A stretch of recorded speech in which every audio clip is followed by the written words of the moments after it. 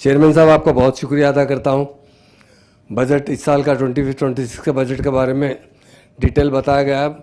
मैं एक बात पूछना चाहता हूं कांग्रेस हुकूमत से कि आपने बहुत से वायदे किए थे मगर कोई वादा पूरा नहीं किया गया अध्यक्ष चेयरमैन साहब। और हर तरीके से तमाम कमेटी को, माइनॉरिटी नहीं सारी कमेटी के साथ जो वायदे किए गए थे, इलेक्शन से पहले जो वायदे किए जाते हैं वो वायदे पूरा करना उनका फ़र्ज़ बनता है। मगर इस मरतबा इस बजट में कोई भी वायदा पूरा नहीं किया। हमारे 6 गारंटी से ये 420 हामी हमें जो दिया गया था वो सारे के सारे अधूरे वहाँ के वहाँ रह गए। इस बजट के अंदर ख़ास तौर से सारी कमेटी के साथ कहीं भी इंसाफ नहीं किया और ख़ास तौर से माइनॉरिटी कमेटी के साथ। माइनॉरिटी कमेटी का जो बजट है, पिछली मरतबा यकीनन काफ़ी लोगों को खुशी हुई थी कि हमें 4000 करोड़ का बजट वायदा किया था और हमारा माइनॉरिटी डिक्लेरेशन में आप देखिए 4000 करोड़ का वायदा किया था, उसमें 3003 करोड़ रुपए दिए गए और 1000 रुपये लोन, सब्सिडी लोन जो मुस्लिम बेरोज़गार है, जो लोग रोज़गार से वाबस्ता नहीं है, उन्हें देने का वायदा किया। मगर 1000 करोड़ में एक भी रुपया सैंक्शन नहीं किया और 3000 करोड़ के अंदर 35% 40% का खर्चा किया गया। अभी मैं बताता हूँ फिगर्स बहुत से, उसके अंदर जहाँ तक हो सके हम यही चाहते हैं जो हुकूमत पावर में आने से पहले वायदे करती है उसे पूरा करना कांग्रेस पार्टी का दौर है।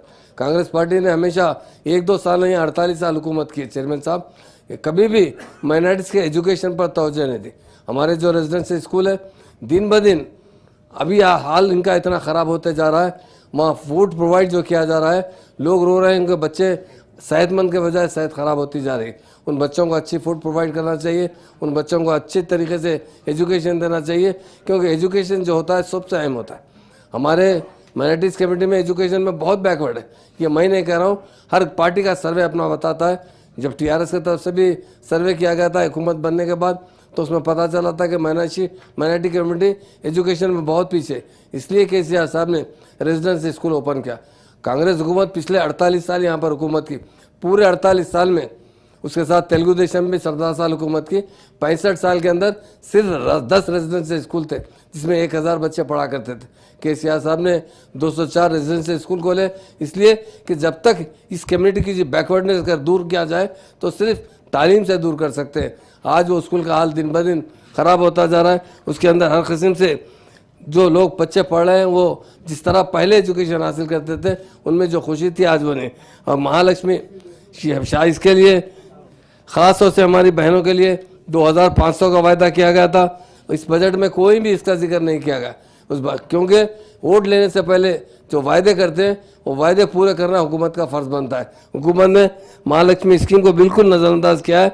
हम हुकूमत से मुतालबा करते हैं, आपने 2500 का जो घर घर वायदा किया था, उसीलिए आप महिलाओं ने, ख़ासतौर से मुसलमान हो या नॉन मुस्लिम हो, वो वोट डालें हमारे तेलंगाना के बाशिंदे बहनें, तो वोट का हर्ज लेने के बाद, आप पावर में आने के बाद उसे मुकम्मल तरीके से नज़रअंदाज किया गया। चेयरमैन साहब,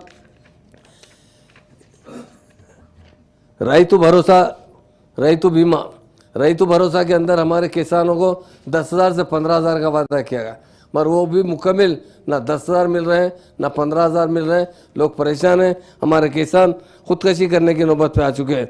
हम हुकूमत से मुतालबा करते हैं कि आप पावर में आने से पहले आपने जो वायदा किया किसानों के साथ 15,000 रुपये हर एक को देने का वायदा किया, उससे हम आपसे गुजारिश करते हैं वो पूरा किया जाए। उसी तरह हमारे नौजवानों को, अभी हमारे बहनों ने भी कहा और दूसरों ने भी कहा कि उनके जेब में 5 लाख रुपए का स्कीम रहेगा कि आप जहाँ चाहे पढ़ सकते हैं।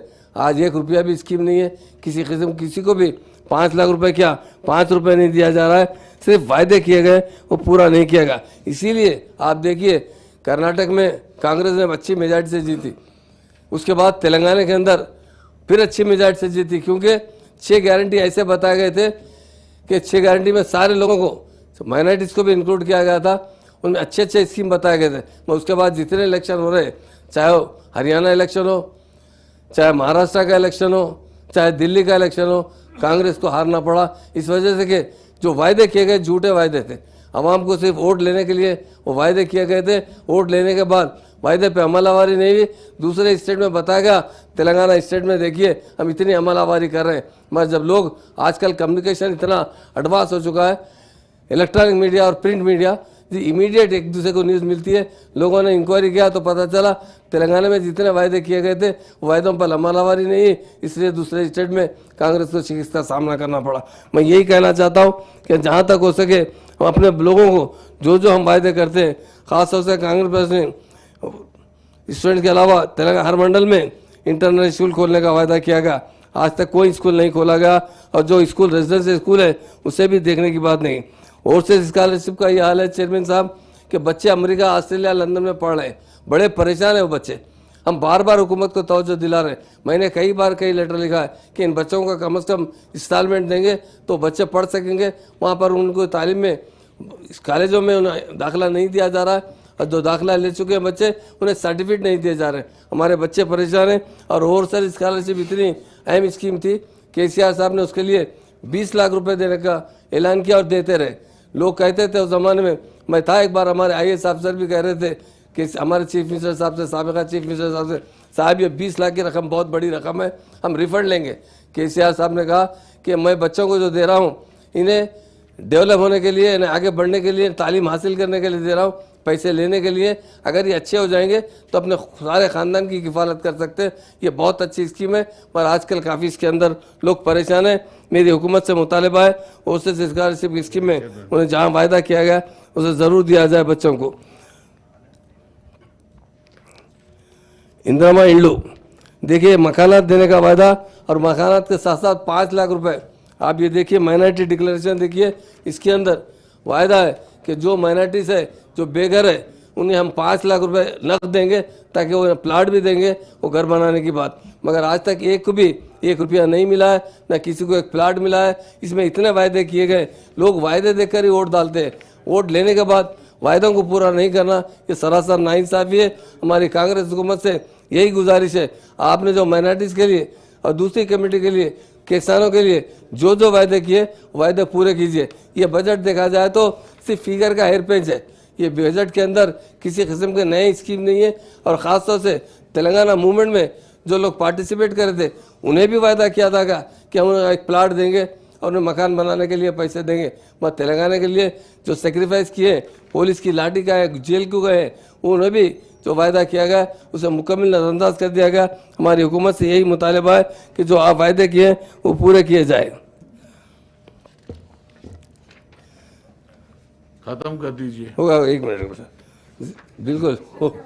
ओल्ड एज पेंशन बहुत तमी बात करने का, ज़्यादा नहीं है। ओल्ड एज पेंशन मैं एक बताता हूँ, केसीआर साहब के ज़माने सिंगल वुमेन को पेंशन दिया था, और वीडो वुमेन्स को पेंशन दिया गया, ओल्ड एज लोगों को पेंशन दिया गया। नई हुकूमत ने, कांग्रेस हुकूमत ने इलेक्शन से पहले वायदा किया था कि हम 2000 के बजाय 4000 कर देंगे। वो बेचारे वोट डाले 4000 मिलने की उम्मीद में, मगर आज तक वो जो है पैसे किसी को 2000 से वही टाइम पर नहीं मिल रहे। 4000 करने का वायदा किया गया था। मेरा हुकूमत से यही गुजारिश है कि 4000 रुपये का जो वायदा है वो पूरा कीजिए। उसी तरह कल्याणी शादी मुबारक स्कीम में, कल्याणी लक्ष्मी स्कीम के अंदर 1 तोला सोना देने की बात की गई। लोग कह रहे थे कि 1 लाख रुपए तो दे रहे हैं कैसे साहब, हम 1 तोला सोना देंगे। हमारी बहनें ने 1 तोला सोने के चक्कर में वोट डाले, मगर 1 तोला सोना भी चले गया, वो 1 लाख रुपए बराबर नहीं मिल रहे। हमारी हुकूमत से मुतालिबा है उस स्कीम को इम्प्लीमेंट। 1 लाख हो गया सोना 1 लाख हुआ है। और तुलबात को हमारी कविता बहन ने भी कहा है, स्कूटर देने की बात की थी, बहुत से वादे करके वोट ले लिए गए। हम आपको स्कूटर देंगे, आपको जाने आने के लिए किसी किस्म की तकलीफ ना हो। मैं यही बात बताना चाहता हूँ, जितने स्कीम्स, जितने मैं समझता हूँ शायद इससे पहले कभी भी गवर्नमेंट इतने स्कीम नहीं लाई थी कि वेलफेयर स्कीम।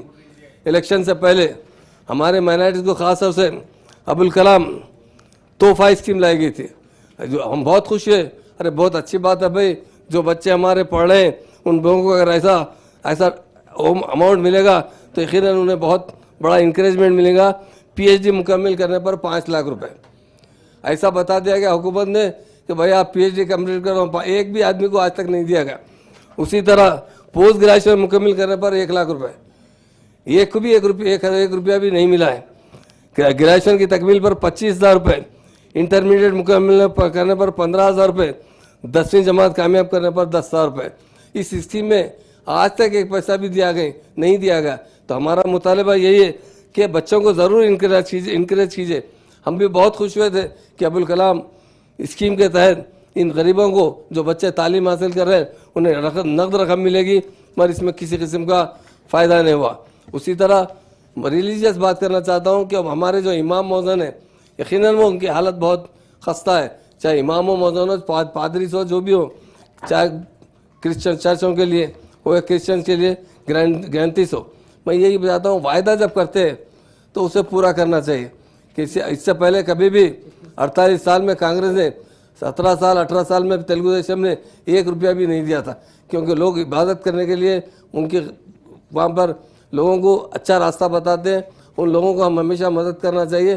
केसीआर साहब ने 5-5 हज़ार रुपये का तोहफा दिया था, मगर ये कांग्रेस हुकूमत में 12,000 रुपये इमाम मौज़न को, इमाम साहब को, और 10,000 रुपये मौज़न साहब को देने का वायदा किया गया। वो पैसे भी बराबर नहीं मिल रहे। जो इजाफा का वायदा किया गया उसमें तो मुकम्मल तरीके से नज़रअंदाज कर दिया गया। मैं ये कहना चाहता हूँ कि जो लोग परेशान हाल है उन्हें ज़रूर मदद करना चाहिए। हमारा हुकूमत से यही मुतालबा है, आपने जो जो वायदे किए, ऐसी बात नहीं है कि वायदे करते रहने के बाद, वोट लेने के बाद आप वायदे से मुकर जाएंगे। और ख़ास तौर से हमारे दोस्त ने भी कहा सब प्लान की बहुत सख्त ज़रूरत है। मुस्लिम बजट में अगर सब प्लान रहेगा तो पैसे नेक्स्ट ईयर में ऐड होकर में काम में आएंगे, और सब प्लान का हमारा बहुत बड़ा डिमांड है। उसी तरह वक्फ बोर्ड को जुडिशियल पावर देने का वायदा किया गया था, पर वक्फ बोर्ड को जुडिशियल पावर नहीं दिया गया। वायदा करने के बाद 15 महीने हो चुके हैं, अभी तक वक्फ बोर्ड को जुडिशियल पावर नहीं दिया गया। मेरा हुकूमत से मुतालबा है कि वक्फ बोर्ड को जुडिशियल पावर दिया जाए।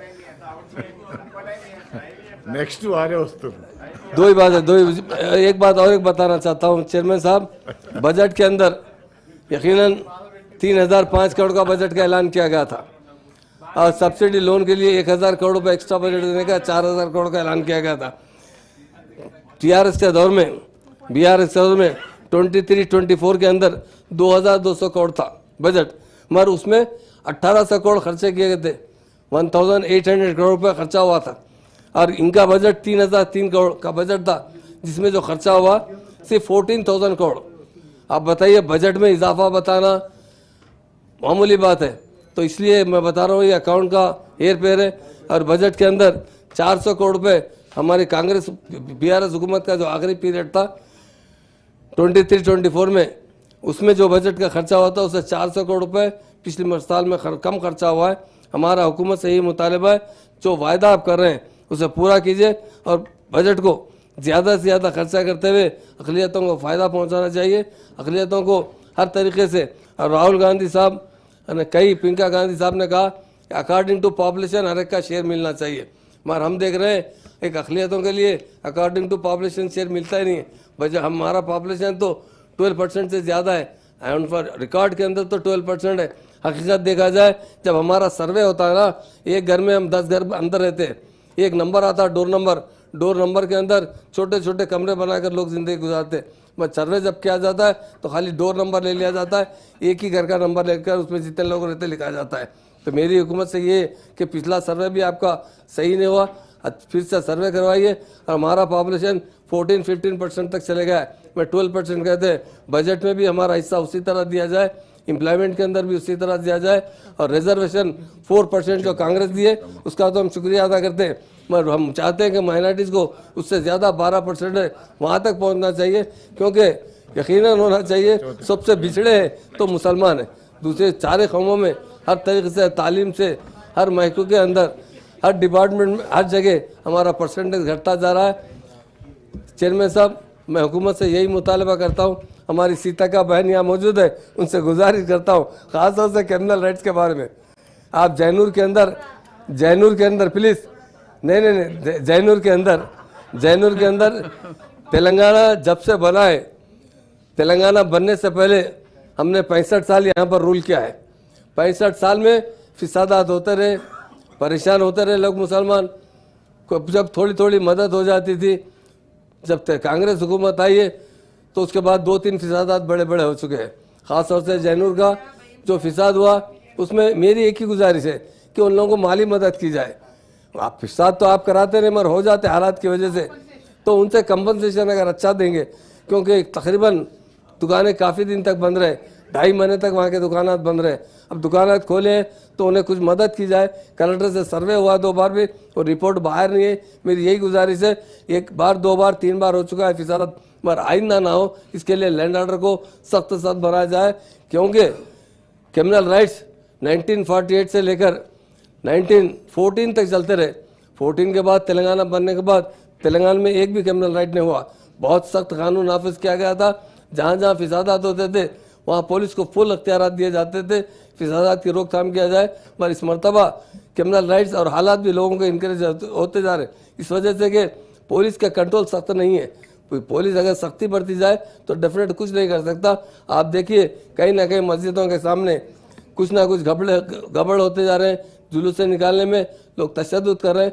मेरी यही हुकूमत से मुतालिबा है, हमारे चीफ मिनिस्टर साहब से मुतालिबा है, डीजीपी से मुतालिबा है, उन्हें सख्त से सख्त कानूनी शिकंजा कसा जाए ताकि आइंदा फिसादात ना हो। फिसादात एक ऐसी बुरी जड़ है जिसकी वजह से सारी कौमों का नुकसान होता है, हमारी स्टेट का नुकसान होता है। मैं ये हुकूमत से मेरी अदबन यही गुजारिश है, आप जो फ़ायदे किए, माइनॉरिटी डिक्लेरेशन दिए, हमारी स्टेट के अंदर डिक्लेरेशन दिए, फार्मर्स के लिए, हर कम्युनिटी के लिए दिए, वोट ले लिए, मगर उससे अमल आवारी कीजिए, यही गुजारिश है।